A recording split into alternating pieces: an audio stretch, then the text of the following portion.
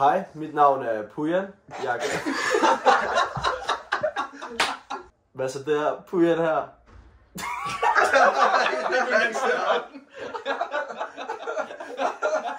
Hej, mit navn er Pujan. Jeg går på 4. semester, hold 7, og jeg vil rigtig gerne søge tutor, fordi jeg ikke fik gjort det sidste år. Og det har jeg sådan set fortrudt, fordi det ser ud som om jeg har haft det sjovt.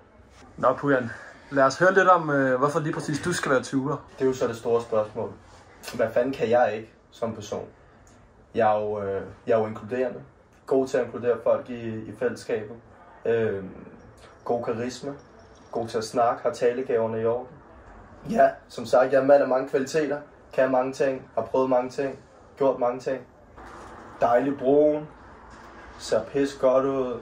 Tror du ikke bare, det var en bedre idé, vi faktisk hørte det fra dine venner måske? Eller skal vi ikke bare gøre det? Det tror jeg, vi cutter til, faktisk. Pujan han har jo snakket rigtig godt om sig selv, men ja. Hvis du skulle beskrive ham med 3 ord, hvad skulle det så være?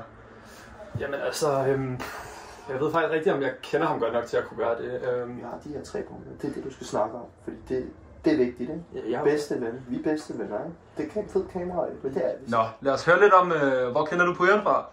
Ja, men Pujan, jeg kører ham hver dag fra stripklub. Han kan godt lide piger. Så jeg kører ham, Vi var sammen i et projekt i en måned på filmskolen. Det er der, vi kender hinanden fra. Godt og vel 1,5 år siden. Og ja, altså, han havde en eller anden idé om, at han var bare the shit. Exotic action man, et eller andet lort, jeg ved ikke.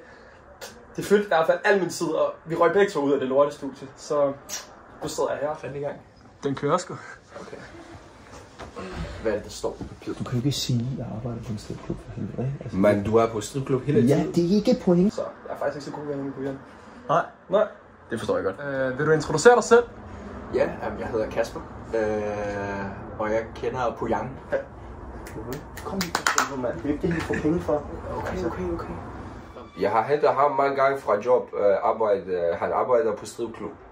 Altså, man kan faktisk sige med Pujan, nu når jeg tænker over det, så har han jo faktisk ødelagt mit liv på mange punkter, for jeg er aldrig rigtig kommet videre.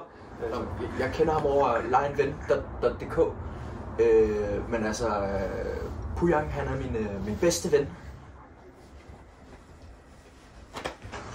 Han arbejder halve hospital.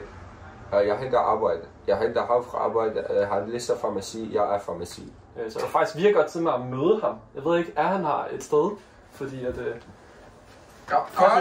Og så elsker jeg ham rigtig, rigtig meget. Yes, cut. Yes, det er fint. Jeg tror, vi fik det hele med. Tusind tak for det. Du skal huske at taxameteret, den kører. Nok, jamen, så smutter jeg nu. Ja, det er jo. Hej igen, hej. Det var så lidt om mig, og hvem jeg er som person. Og som I nok kunne høre fra mine 3 tætte venner, så stemmer det jo meget overens, ikke? Med hvad jeg sagde i start. Og ud fra det, så håber jeg, at I vil tage mig i betragtning, når I skal vælge tutorer. Jeg har desværre ikke tid til mere. Jeg vil gerne takke alle, og takke kameramanden, og jeg har lige en taxa, jeg skal nå. Så du klipper det bare, sender det til mig, ikke?